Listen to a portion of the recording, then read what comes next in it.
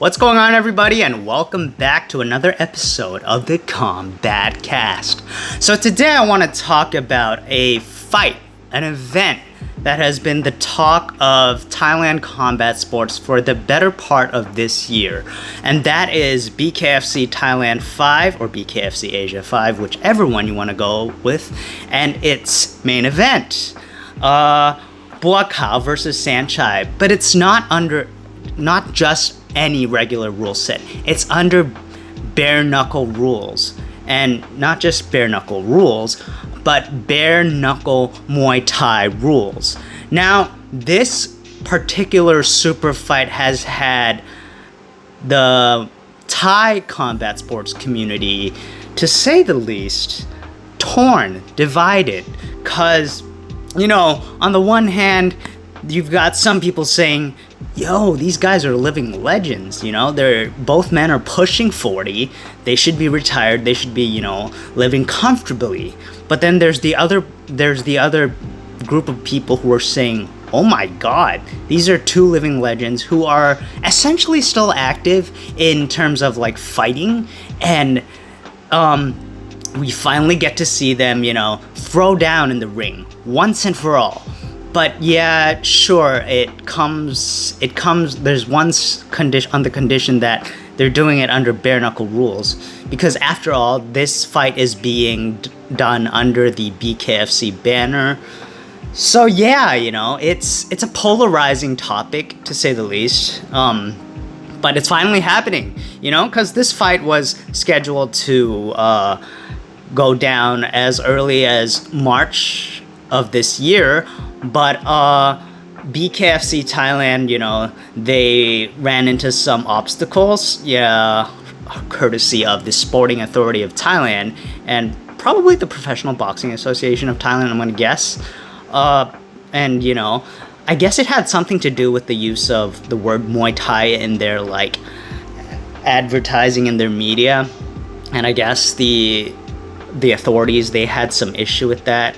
Honestly though, I don't see what's the problem with using the word Muay Thai with their media, they should see it as promoting Thai culture, but at the same time, I could also see these old bureaucrats who sit in the authority chairs. They're thinking oh my god, we don't want our sport to be associated with something so violent, so brutal, so primal like BKFC. But yeah, after the fight and the event got indefinitely postponed, a lot of people, and admittedly including myself, were having doubts as to whether the fight would ever be rescheduled again, for real. But yeah, it's finally been rescheduled for November 4th of this year in Pattaya, originally it was supposed to be held at, the historic Rajadamnern Stadium, which holds the claim as Thailand's first Muay Thai stadium. So, the fight would have much more significant historical meaning. But, you gotta compromise, I'm sure BKFC Asia CEO Nick Chapman, he was willing to compromise. I'm sure he was feeling god damn it, I guess we gotta change locations, but for the show to go on, we have to do this. So, props to him for overcoming all this adversity, Other promoters, I'm sure they would have given up halfway through, but hands up to him. Hats off to him, actually. And yeah, so I wanted to talk about this BKFC Thailand 5, not only its main event, and a couple of the fights that have been announced through Nick Chapman's personal Facebook page, because that's where mostly he does most of the fight announcements. But anyways, Buakaw versus Saenchai, the main event, the talk of the town, the hot topic. Me personally though, okay, I'm torn, okay? On the one hand, yeah, I just wish these guys could fight, but under a different rule set. Maybe Muay Thai rules, okay? Because both Buakaw and Saenchai are masters of their own craft, and that is Muay Thai. But maybe Buakaw's strength lies in kickboxing, because that's where he made his name, okay? He won 2 K1 World Max tournaments in 2004 and 2006. And as the story goes, he was never supposed to even appear in the K1 World Max tournament in the first place. But he was replacing another fighter whose name I no longer remember, but he went on to make history, make a name for himself. He became famous in Japan first, okay? And it was only after he returned from Japan that he would become famous in Thailand later on. But yeah, so Buakaw, by all accounts, he's more famous than Saenchai worldwide. Say what you will, come at me, Muay Thai fans. But, and then Saenchai, undisputedly the greatest of all time in Muay Thai, even though there's less awareness surrounding him in just in the whole general combat sports community. He is truly a master of his own craft. He has no equal, okay? He's fought guys much larger than he is, and he's made them look like novices. He's made them look like beginners. Hell, when I was working in the Muay Thai company, I've had to sift through footage of Saenchai fighting, and he's always put on a masterclass in all of his fights. So yeah, I went to the press conference for BKFC Thailand 5 on August 17th, and I saw Saenchai walking in, so I just decided, why not go say hi to a former colleague? Colleague in this case meaning I used to work in the content department and he was a contracted fighter. So I just walked up to him and, said hello. I did the Y, and I was like, Peace Saenchai Krupp, what do you Krupp? I used to work in the Muay Thai company where you also are currently employed at. I don't know if you remember me, but yeah, we kind of used to work together. And he was like, oh, you do look familiar. Did we ever do shoots together? And I was like, yeah. So, I'm glad he kind of recognized me.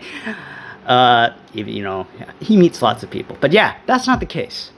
But no, Saenchai is a great Muay Thai fighter. And I dare say he is a better Muay Thai fighter than Buakaw. But in terms of star power, Buakaw beats him. No question. So yeah, now regarding the outcome of the fight, there's still a question of whether who's gonna win and how is it gonna end. My personal thoughts, I think Saenchai schools Buakaw, but I think he's gonna carry the fight for the entire 5 rounds because Saenchai is actually a professional boxer. I'm gonna look up his boxing record real quick. I remember because when I was in high school, I had this phase where I was obsessed with boxing. That was how I actually discovered Saenchai. I think he boxed under the name Saenchai Salkingsta, if I'm not mistaken. That's how I found his boxing record. Even though it's not that extensive, he had 5 fights and 4 knockouts. But he even won a regional championship, if I'm not mistaken.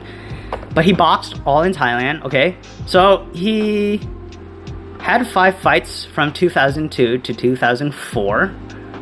5 fights, 2 knockouts. So yeah, Saenchai already has the upper hand. But wait, my mistake. It's going to be a special Thai rules bare knuckle fight. So it's basically a synonym for a bare knuckle Muay Thai fight.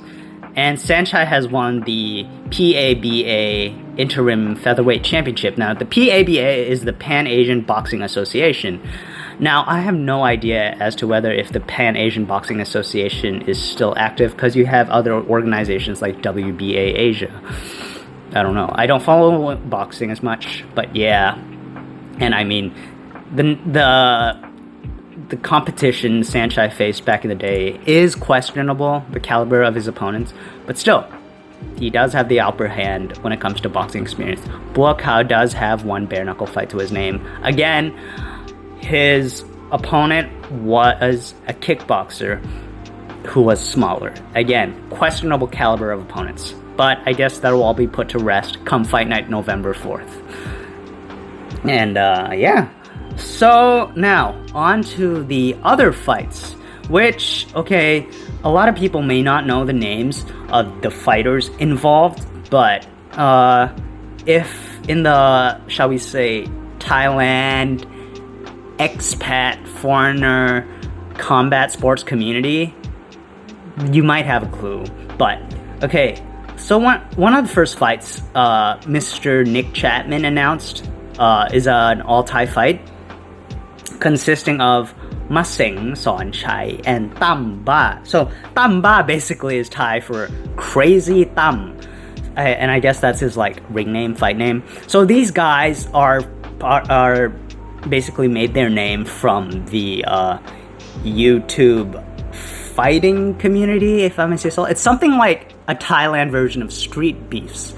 Yeah, and basically it's the same concept. So these guys are from Fight Club Thailand, this YouTube channel called Fight Club Thailand, and they get discovered by this scout of sorts called Mr. Fight Channel, who is, I don't know what his what's his purpose. Maybe he's also like a feeder to like these promotions, but nevertheless, Fight Club Thailand works in the same style as Street Beefs in that they just get these two guys who have beef with each other and they just settle the beef in the ring, or in this case, Fight Club Thailand, they fight on these foam mats, and their fights range from like, you can choose between boxing rules, you can change to Muay Thai rules, or you can, I think it's 2 rule sets. I've seen some of their fights, that you have a vast range of like skill sets. Some guys are pretty good, some guys, they have poor form, but they just want to vent out their frustrations, they want to squash beefs, and that's it. So Mustang, Saenchai, and Tamba. So Mustang, this guy Mustang, he is a 2-fight veteran in BKFC Thailand. He has 1 win and 1 loss. So he has the upper hand in the experience. Tamba, I've never seen him before, but I guess he must be good in the Fight Club scene. That's why they must have pushed him to the BKFC Thailand card. As to who will win, I have no idea, because I'm not really a follower of this Bangkok, this Thailand Fight Club, circuit. I just click out random videos to watch, like see which ones end out with like a finish. But yeah, it's gonna be fun because these street fight guys, they come in scrap, And Mustang's last fight, he lost. He lost to another street fighter. I forget his name, but yeah, it was pretty brutal, and it just showed that Mustang wasn't the toughest street guy out there. But yeah, no, this is gonna be fun. Yada yada yada. The next fight Nick Chapman dropped on his page 6 days ago. It is announced as being the second fight on the card. It's between Mikhail Vetrilla from Russia and Alan Waikoko from the Philippines. Now, I'm familiar with Mikhail Vetrilla because he used to fight a lot on the cards from my Muay Thai company, and to put it lightly, he was basically cannon fodder.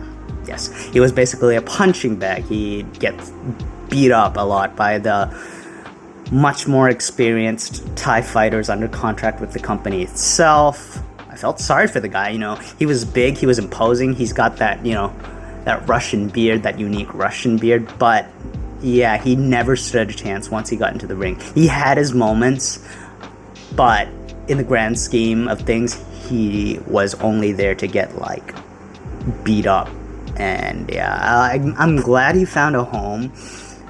I'm glad he's found a home in BKFC Thailand.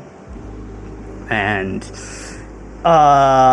so his first fight in BKFC Thailand ended in what many saw to be controversial fashion. He fought the former Thailand boxing world champion Sirimongkol Singmanasak. And Sirimongkol was like a childhood hero of mine because he won world titles in 2 divisions, bantamweight and super featherweight, both under the WBC banner. But he fought Sirimongkol Singmanasak for the BKFC Thailand 185-pound belt, the light heavyweight belt. And in my eyes, I think at the very least the fight should have been a draw, and it should have gone to a 6th round, an extension round, if you will. But Sirimongkol won, and like Mikhail made it very obvious that he was not happy with the result of the fight. So then he faced, in his next fight, he fought a Thailand-based Brazilian guy. I think I'm gonna go out on a limb and say he trains at Phuket Top Team. You know, it's just one of those gyms where you have a lot of Brazilian. Oh, Phuket Fight Club. Sorry for taking so long. Yeah, he trains out of Phuket Fight Club, which is basically, to me, I give it the nickname of Little Brazil because it's basically full of Brazilian fighters. And so he fought this really tall Brazilian guy who, once he stepped into the ring, and he was a Muay Thai fighter, okay? Once he stepped into the ring, like, the Brazilian guy showed he had no business boxing. And Luis Paulo Terra. He fought Luis Paulo Terra at 175 pounds, metric conversion over here. But what I mean to say is, Vetrilla's boxing also leaves a lot to be desired. You know, he was swinging with poor form, and I'm one to talk because I'm not a fighter myself. But like watching the fight itself, it hurt. Because, like, you know, I was expecting to see a finish because, you know, Vetrilla's a big guy. You see two big guys fighting, you expect to see some sort of finish, but Vetrilla was going like, whoa, whoa, whoa, whoa. It's like these wild looping punches. He looked like, and I'm sorry to say this, he looked like one of those guys who claimed to be a street fighter, but once he steps into a ring, he's like swinging wildly. He had no form. And it was a stark contrast to all the fights I watched when he was under the Muay Thai company, you know? Like, he was skilled when he was with the when he was fighting under the Muay Thai company banner, getting beat up, but like in his second BKFC fight, it was, who is this guy? No, this is not the Mike Vetrilla I remembered. So yeah, but he won by unanimous decision, so the W went to him. And yeah, Alan Waikoko though. Alan Waikoko has been so he's been quoted as saying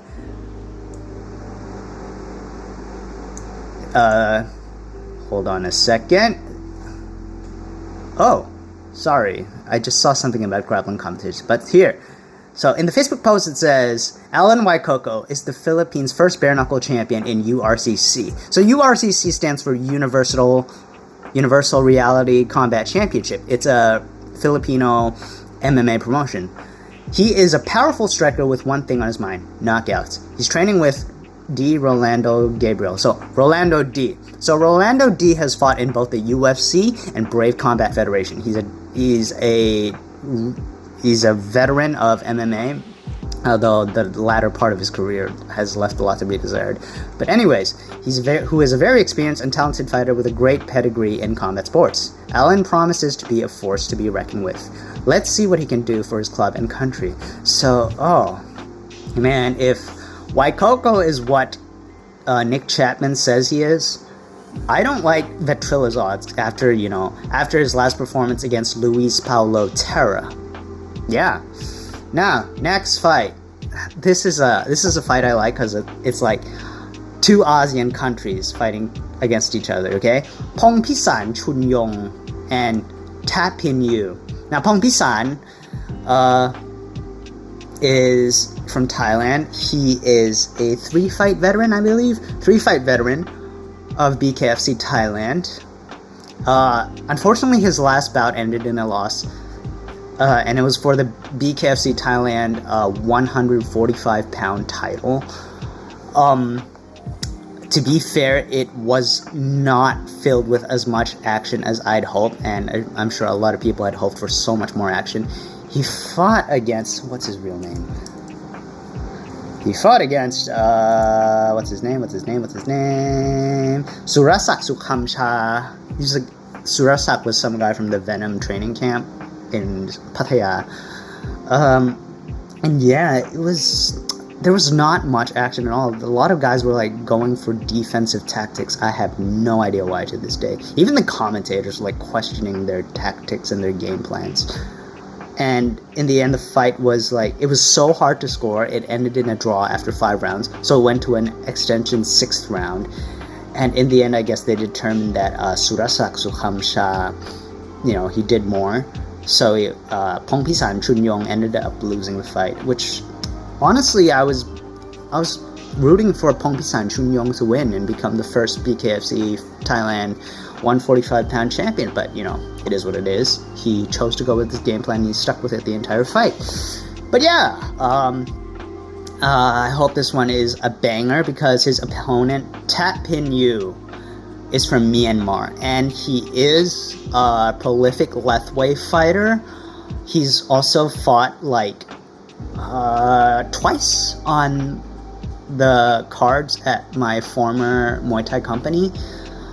He's a vicious guy, when it comes to offense, but defense, he has been questionable. I've seen one of his fights from World Lethwei Championship. He fought a guy from, I believe, Kyrgyzstan. It had a name that was difficult to pronounce, but I think I've memorized now. Shokruk Komuradov. Ha, take that. And Shokruk actually floored him with a spinning heel kick. And Shokruk was winning that fight until Shokruk, I don't know what kind of maneuver he attempted, and it basically left him with a deep cut on his forehead, and basically Tat Pin Yu won that fight on a doctor's stoppage. And I watched one of his fights on YouTube, where it's all in Myanmar text and you have no idea who are the fighters, but I recognized his face and his tattoo. And he was fighting against a Thai guy, and I saw in the comments, there were some Thai comments, and basically it was a very experienced Muay Thai fighter. He was past his prime. I think he was a teacher, a Muay Thai coach at one point, and basically Tat Pin Yu got pieced up with leg kicks really bad, and he couldn't continue. And so so he got beat by a Thai guy. It was one of the very rare instances where a Burmese Lethwei fighter got beat by a Thai guy under Lethwei rules. So I guess the lesson to be learned is that, in Lethwei, the Burmese go down. It's hard for a Burmese fighter to go down when you target the chin, but once you start chopping at the legs, oh man, is it easy. That's the case with Tat Pin Yu. But that's not to take away anything from Tat Pin Yu, because this guy, when he comes, he swings for the fences. He's brutal. One of the most recent fights I've seen with him at the Muay Thai company in around the end of 2019, he beat a guy from Cambodia. Okay, they were using the Kachuk rule set, which basically where ropes replace gloves. And so I think they were tied up in a clinch, and Tat Pin Yu, even though they were clinching, Tat Pin Yu just used dirty boxing. He was he had his head down and he was just pistoning his hand into the Cambodian guy's body. And he was into the Cambodian guy's body, and eventually those body shots paid dividends, and his opponent couldn't continue after, I don't know, it was the first round or the second round. He finished his opponent at some point with body shots. And this just speaks to the power of the Burmese Lethwei fighters. So I'm really looking forward to this. Now that it's going to be contested under bare-knuckle boxing rules, I am definitely hoping for a knockout, though. Pongpisan Chunyong versus Tat Pin Yu. I am so glad, one of the Burmese fighters is fighting someone not named Denman. I'm gonna say this right now, okay? TD Denman and Po Denman are 2 fighters I would like to avoid watching, because all they do is hug and clinch, And that just takes away from the fun of bare knuckle fighting championship. Yeah, I said it. So next fight card that was dropped by Nick Chapman is Jomio Miyado versus Gustav Cedermalm. I'm just gonna say Cedermalm. I'm sorry, Gustav, in advance if I pronounced your name wrong. So, Jomio Miyado is actually the younger brother of one of my friends who I met at Marok Gym, Jeremy Miyado. Jeremy Miyado is a fighter signed with one championship. But Jomio Miyado is a one-fight veteran of BKFC Thailand. Jomio Miyado made his BKFC Thailand debut in December last year. He knocked out Puriya Mokhtari of Iran, and it was amazing, you know. This guy has knockout power in his hands just like his brother. Gustav Cedermalm is also no slouch himself. He fought a guy from Guam named Alex Castro on the same event as Jomio Miyado. And Gustav Cedermalm, I've also seen his body of work in King of the Streets, which is basically like a true no-holds-barred competition. You know, it's a place that allows soccer kicks, stomps, headbutts, striking to the back of the head, including elbows, and even eye gouging. It is not a sport. They brand themselves as not being a sport, and I love it.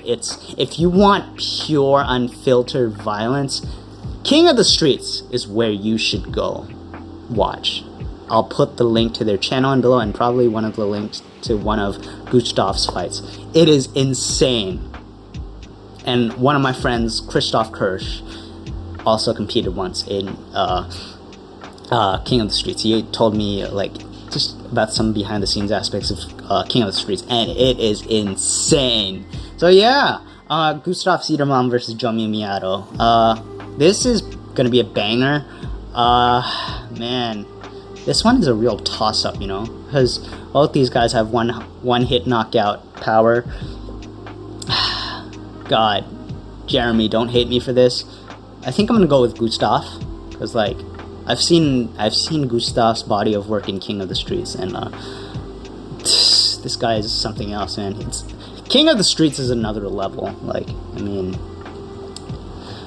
I think Gustav takes this fight. And what next? Next bout. We have Andrew Miller versus Tirawat Wong-on. So Andrew Miller from Scotland, I remember him from one championship. He was active with one championship, to my knowledge, to my memory. Mostly in 2019, he was just used as like, he was used to fight against like these rising prospects, and he got beat a lot. But he showed a lot of grit, a lot of heart. Like, it hurt me multiple times, you know. I found myself sometimes rooting for Andrew Miller because, you know, just because. I think there was a fight against Han Zihao. He got knocked down multiple times, and eventually the referee had to call a stoppage to his fight. And yeah, it was like, dude, it was heartbreaking. I think he was pretty bloodied up pretty bad. And then there was a fight against Rodlek. And Rodlek the guy is a machine, you know. He lives up to his ring name, and Miller just got KO'd with one punch. Just one punch just landed flush to his chin, and he just couldn't continue. It was crazy. But Andrew Miller he's got the heart, you know. And I've seen him a couple of times on one of those weekly Muay Thai television programs. Both MX Muay Extreme and Muay Thai Super Champ, before it rebranded as LWC Super Champ. You know, he's a good fighter, but Muay Thai Super Champ, I remember, it was unfortunate. He suffered an injury in addition to like being on the wrong end of an accidental headbutt, and his opponent just got away with it. But yeah, like, I don't know much about his opponent, so I'm just gonna give this one to Andrew Miller because I have no idea who his opponent is, I mean, it says like his opponent is a Muay Thai veteran with over 250 fights, former MX Muay Thai. Oh, so they did fight on the same program. Is a former 2-time MX Muay Thai champion in the 67 kilogram weight class. He brings years of experience into this fight and seems completely unfazed at stepping up against a hometown favorite. Oh yeah, because Andrew Miller is an expat. He's based in Pattaya. I think he has a Thai family too. So yeah. Because yeah, and Andrew Miller also has a lot of experience in fighting Muay Thai in small gloves. Won championship and MX Muay Extreme. So yeah. So I don't know. Maybe Andrew Miller wins. Who knows? Maybe I can finally get to watch Andrew Miller pull off a victory. I would love for that to happen. Now, next fight that was announced 2 days ago. Kaivan Soleimani against Cherlimphon Sawatsuk. So I'm going to refer to Cherlimphon Sawatsuk as Kon Tua Lai because I've seen his fights on MX Muay Extreme. And that was his nickname, okay? Because now Kon Tua Lai refers to as... what does it refer to? Just a guy full of markings. A guy full of body markings. And it refers to his heavily tattooed body. And yeah, he's exactly that. His body is full of tattoos. Now, Kaivan Soleimani. So where do I begin? So Soleimani trains out of Tiger Muay Thai. I remember watching him at the inaugural BKFC Thailand event in December of 2021. He filled in as a replacement for Fabiano Hawthorne, who was supposed to face TJ Chang. I think he stepped in on like 2 weeks' notice, and he basically demolished. He humiliated TJ Chang in like under 30 seconds, and I was like, whoa! And the funny part is that fight was the main event. And you know what? Good job, Kaivan. Yeah. And then in his second fight, he fought some guy named Rocky. He was from Thailand. Paitun Jai Kom. He didn't finish him, but he knocked him down like twice to get the unanimous decision. But I think at one point I was like talking to Nick Chapman. I was like, when will he get like a title shot? But now like he's fighting 10 kilograms heavier, which is this many pounds. So it leads you to wonder, how will he fare, against a much bigger opponent fighting in a much heavier weight class. Yeah. But Soleimani has tried his hand at many sports. He's done Muay Thai and kickboxing. He's done lethwei. And obviously bare knuckle boxing. Kon Tua Lai is a small guy for his weight class. I think he's okay. I'm small. I'm 5'5". Kon Tua Lai is 5'6". But Kon Tua Lai is fighting at 85 kilograms, which is this many pounds. And Kon Tua Lai also has fought in BKFC Thailand before. He won the fight by like doctor stoppage, and again he also beat a guy much taller than he was. So props to him. And he's a highly decorated boxer. I wonder if I can find like his accolades on BoxRec. His real name is Cherlimphon Sawatsuk, right? But like his ring name as a boxer was like Cherlimphon Saenchai or something like that. Oh man, I can't find it right now. But he has many like regional titles to his name. So like boxing is like, it's no problem for Kon Tua Lai. So like in his BKFC debut, it was close to being muscle memory for him, minus the gloves.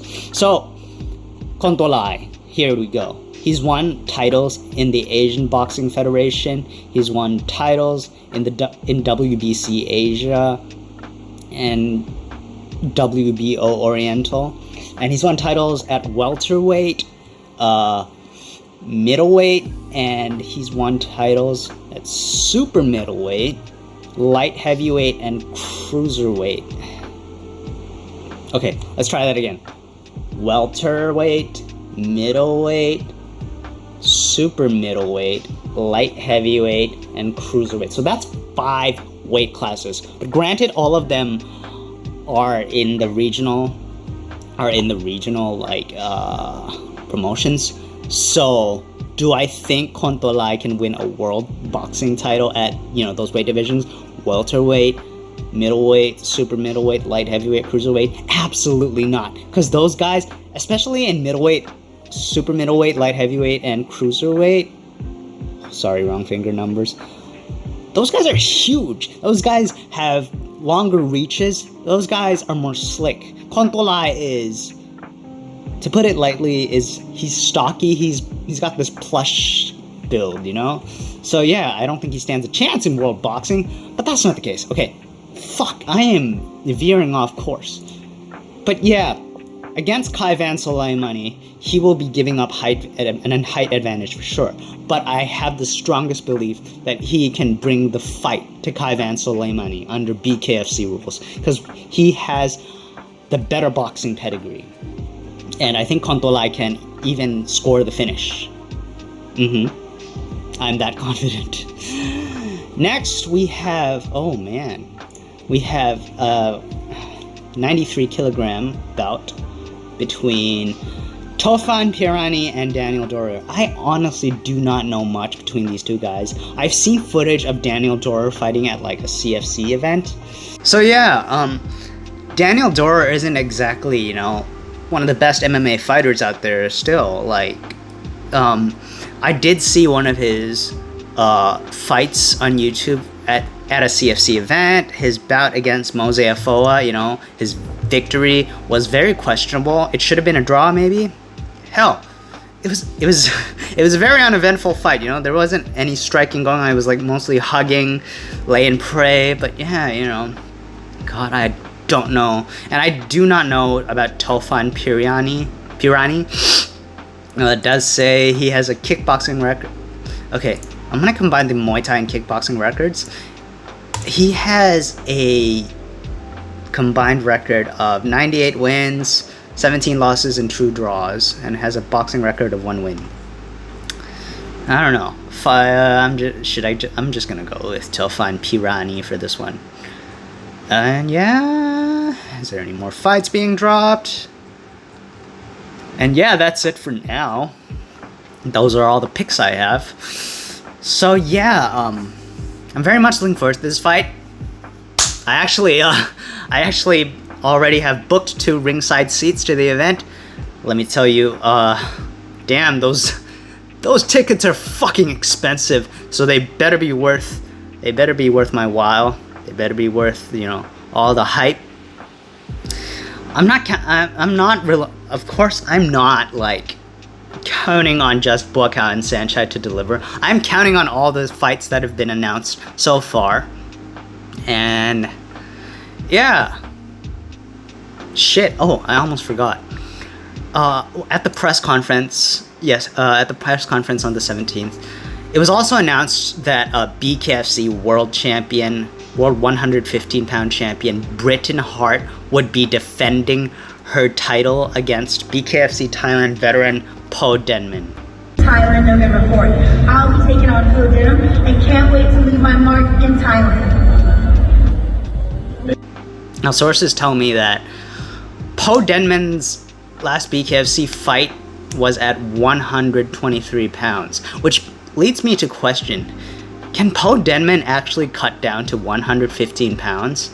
And now that Britain Hart is going to be defending the BKFC world title belt on Thailand's soil, can she actually finish off Po Denman? Because it's an open secret that if you don't finish your opponent who's Thai, odds are you are going to lose.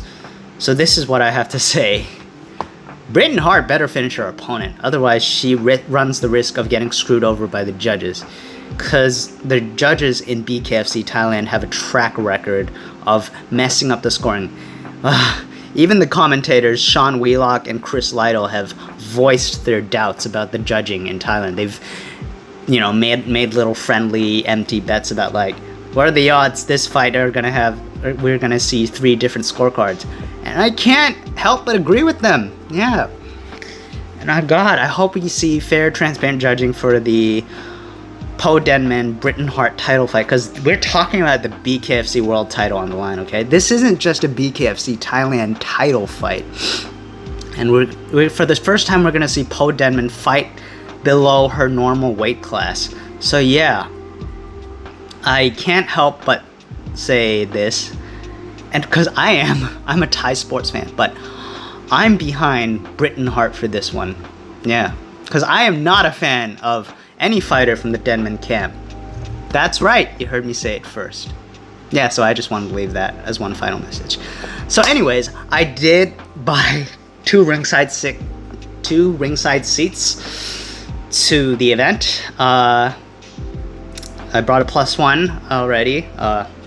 Ty, I hope I see you there. Looking very much to seeing you there. Yeah, it's gonna be fun. I really hope this event delivers. It's been too long since I've actually been to a live BKFC Thailand event, and I hope it's still as fun as it was before. So yeah, and I guess and I want to leave with one final word for BKFC Asia CEO Nick Chipman. Nick, as your friend, I know I have I'm going to say this because I feel like a real friend should say something like this. Nick, honestly, when Buakaw and Saenchai was indefinitely postponed from on March 2023, I honestly had doubts whether it would actually ever get rescheduled again, You were like on these social media posts, these forums, these threads on Reddit, people were saying, God, dude, this is a joke fight. It's canceled. Like, don't ever hope to see this fight again. And honestly, I was inclined to believe that, But like, dude, you proved me wrong, man. And hey, you did. It's finally happening come November 4th. And I'll be there at ringside. And dude, you've made history, okay? And sure, you can't satisfy everybody. It's not exactly the dream fight meaning like, yeah, they're not going to be wearing Muay Thai gloves competing under like pure Muay Thai rules. But hey, you can't have it all. But dude, you did it, man. So for that, I want to say congratulations, man. You did it. 5 events in, you fucking did it. And yeah, I think I'm done. I think that about wraps it up. So yeah, anyways, for those of you who've watched this far, please don't forget hit like and subscribe. And the rest of you who are still watching, I want to wish you all a good morning, good afternoon, and good evening.